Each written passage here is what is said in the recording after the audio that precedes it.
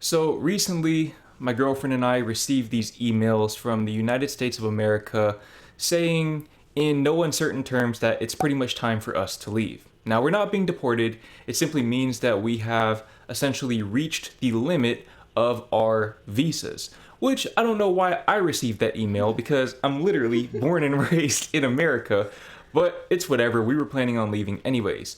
That said, in a couple of days, we will be leaving to Thailand. And Thailand actually has the most visited city in the whole entire world, Bangkok. I don't know if you knew that, but Bangkok has the most visitors per year of any city in the world. You can look that up yourself. On the topic of tourism, it seems like American tourism has taken a major hit, especially over the past year or so. And I was already planning on reacting to this video right here, but I decided, you know what?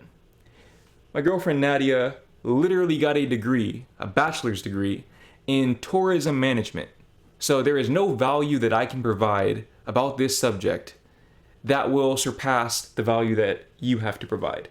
That said, we are going to be reacting to this video together, and of course, feel free to pause at any time if you have any insights or observations, because a lot of this is probably going to go straight over my head. But before we get into the reaction, just for context, we've been in the US for a little under 3 months, and we did tour pretty much most of the US. We drove from Dallas to New Orleans, New Orleans to Charlotte, Charlotte to Boston, Boston to Chicago, Chicago to LA, LA back to Dallas. And we did that in a little under 4 weeks. So we saw a fair bit of the country, and we participated in American tourism.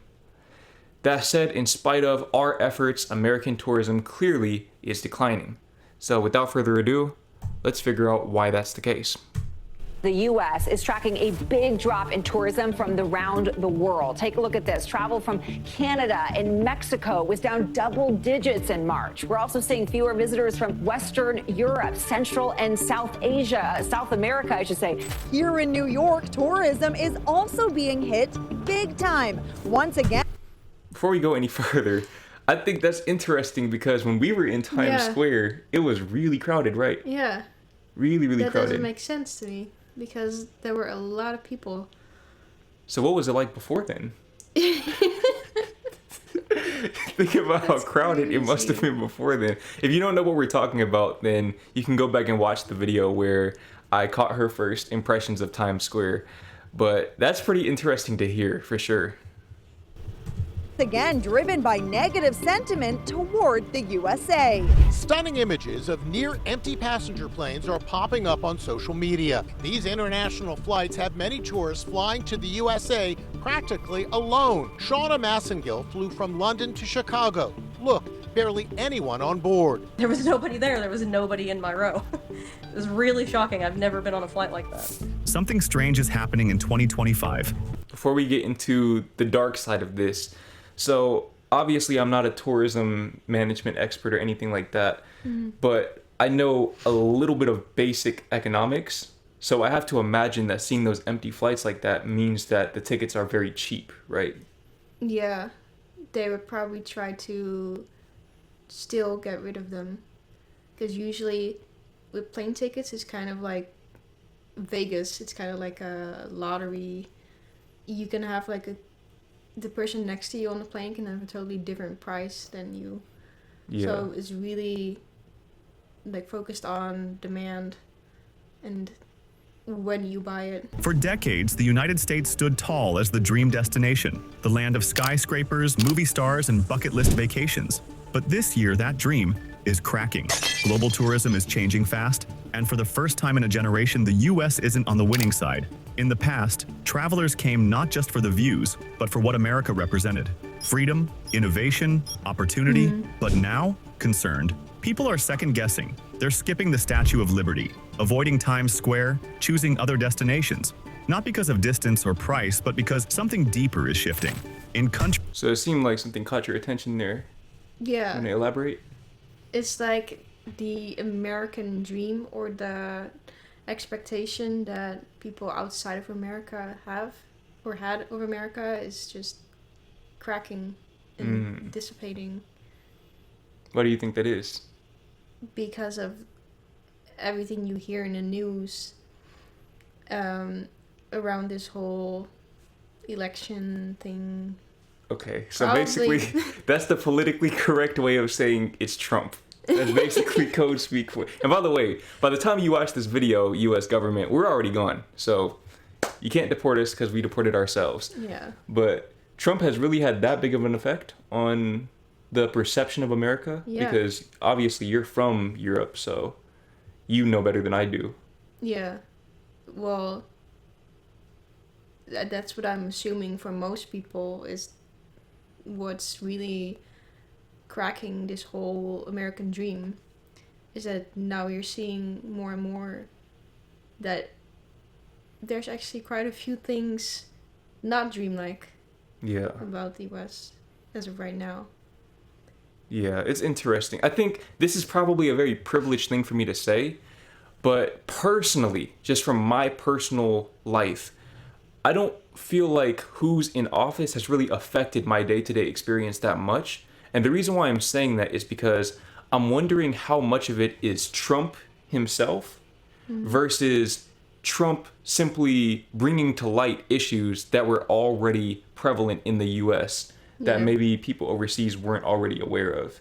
Because before Trump, what was the perception of the US like from a Dutch perspective?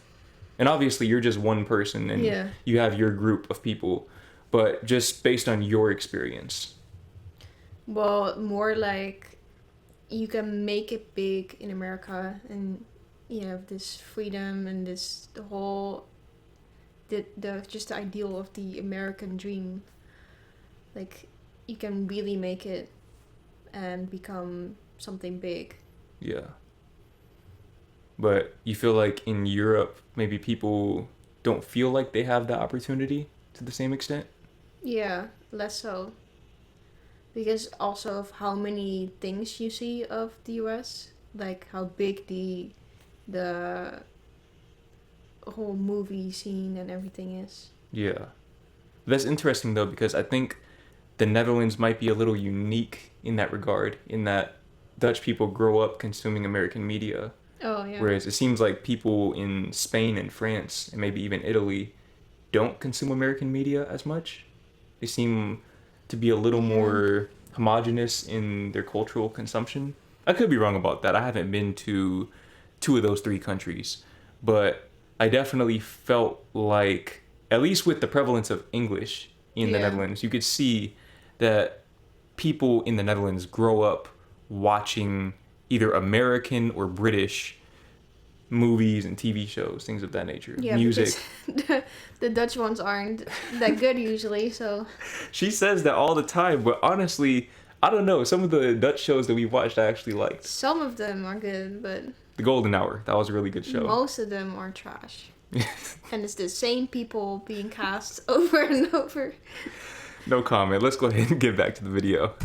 Country after country, we're seeing the same pattern: hesitation. Not loud, not dramatic, but steady and growing. Business travel is stalling. Student exchanges are declining. Entire airline routes are quietly disappearing, and the data doesn't lie. In 2025, American tourism is no longer the safe bet it once was. According to the U.S. Travel Association's April snapshot, international visits have dropped significantly across key regions, including Western Europe. Let's go ahead and look at these statistics. So, the biggest decline is actually from Canada, which is interesting because it literally borders Yeah. America. So, that's kind of interesting to me. I wouldn't have thought that a lot of the issues with border control and all of that would have affected Canadians as much. Well, But- maybe it's not just that, just yeah, everything that's going on. The And maybe- atmosphere. Yeah, and maybe because it might be more similar to America that they're like, okay, then it's not worth to go there. Yeah, that makes sense. And then we see Western Europe is second. 17% decline in visits for March of 2025 is the first decline since 2021. So 2021, that's around, not the end of COVID, but that's kind of when COVID began to die down a little bit. I'm sure COVID definitely impacted tourism a lot. What were the ramifications of that? Yeah, everything went down because well, at certain points you couldn't really go places. So it was just a whole massive impact, Yeah. like huge. Yeah, I'd imagine. But then after COVID, maybe starting 2022, 2023, did things start to trend upward again? Yeah. Okay, so things were going well until, again, Trump. What's causing this? It's not one big moment. It's a combination of many. Let's talk about trust. Across Europe and Asia, travelers report rising concerns about U.S. immigration, long border waits, aggressive questioning, even racial profiling. National headlines are filled with stories of detentions and visa denials, even for professionals and students. These aren't rumors. They're real events, documented, shared, and amplified. In Germany, the government officially updated its travel guidance after several German citizens, including students, were detained at American airports. According to Reuters, the German Foreign Ministry stated that even a valid visa no longer guarantees entry into the U.S. In Japan, Have you ever seen anything like this from a tourism standpoint? Like, did you learn about anything like this happening when you were in college? That people were getting denied? Yeah. No. I'd never heard about it personally, but Okay, so that's kind of troubling then. That's pretty troubling. And actually, while we're on the topic of getting denied at the border or whatever, can you just briefly walk us through your experience at the international customs? so there were quite a few people there this time, and that gave me more time to kind of see how it went for other people as well. And first of all, they were taking their time with every single person because it took kind of a while. And then I saw that they picked out people and like let them somewhere else. And I was like, where are they taking these people? Like, I'm not trying to do that. Like, Yeah. I just want to get to you again and get out of here. I was like, I don't know what that's about. Yeah. Because I'd heard from my brother who went to Mexico not that long ago that they were also heavily questioning some people there. And that was when he was passing through DFW airport, right? Yes. And so yeah, I was a bit like, okay, because I heard that and that he like saw people getting taken somewhere in some room and they were like Christian, blah and blah blah. I was like, I don't want that happening. Yeah. But fortunately, that didn't happen to me, and it wasn't too bad for me. But yeah, they do kind of make you feel like you already did something wrong. Or Yeah. something. No, that's definitely not what you want to experience when you arrive Yeah. in a country. I Yeah. mean, again, I'm no tourism management expert, but that doesn't sound like a very welcoming atmosphere No. to be a part of, especially if that's literally your first impression of a place. But I don't know. Japan, NHK, the national broadcaster, covered multiple incidents of engineers and tourists being held for hours by U.S. customs officers, fueling frustration among businesses and universities. And in Australia, SmartRaveler, the government's travel advisory service, issued multiple warnings about inconsistent airport security and increased scrutiny at U.S. borders. Meanwhile, Flight Center, the country's largest travel agency, reported a 16% drop in U.S. bookings while travel to Japan and New Zealand surged. On social media, Australians share stories of invasive phone checks, long delays, and general unease. Yeah, the phone checks are so wild to me. You read my mind. That's crazy. Yeah. That's absolutely crazy. That's actually happening then. Yeah. So people are actually getting their phones checked. Yeah. I didn't think that was legal.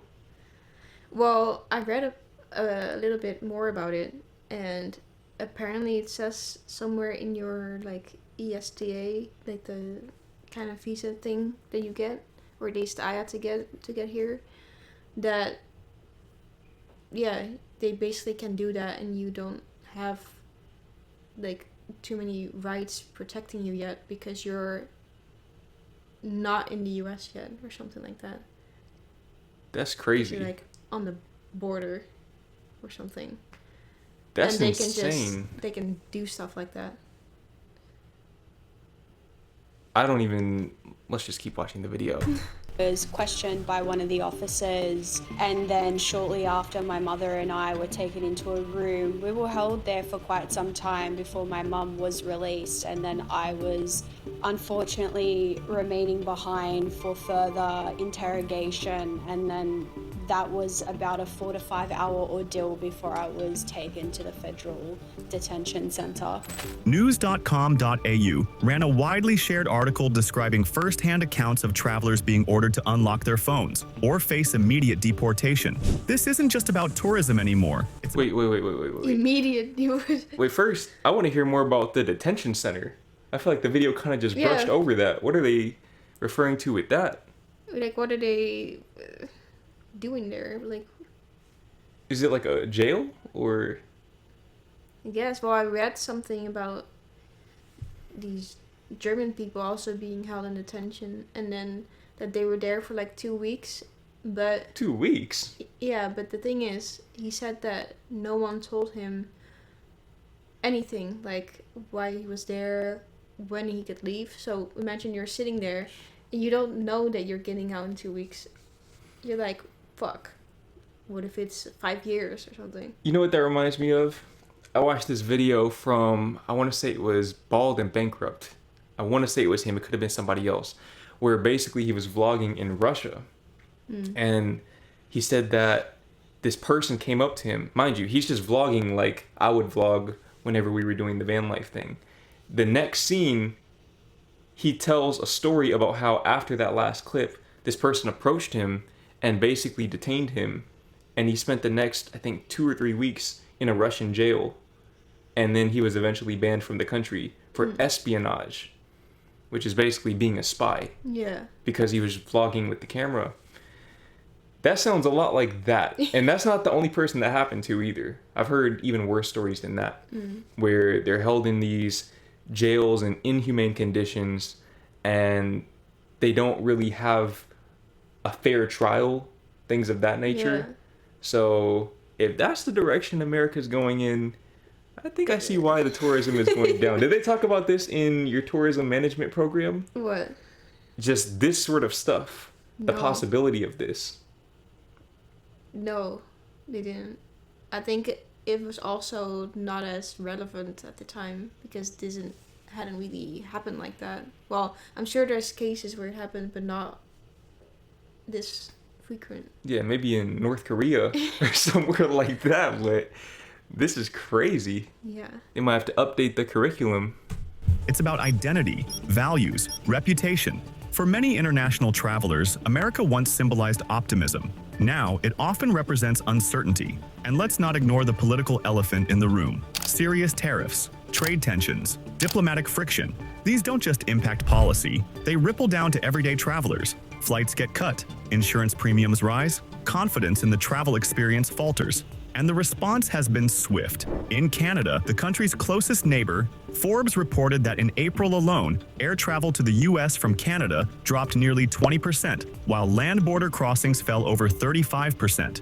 Canadian media and forums are filled with discussions urging travelers to skip the States and spend their money elsewhere. Global news highlighted a growing trend, Canadians canceling Florida vacations and buying properties in Portugal or Mexico instead. Realistic airlines are responding too. Air Canada has reduced routes to U.S. cities and increased flights to Latin America and Europe.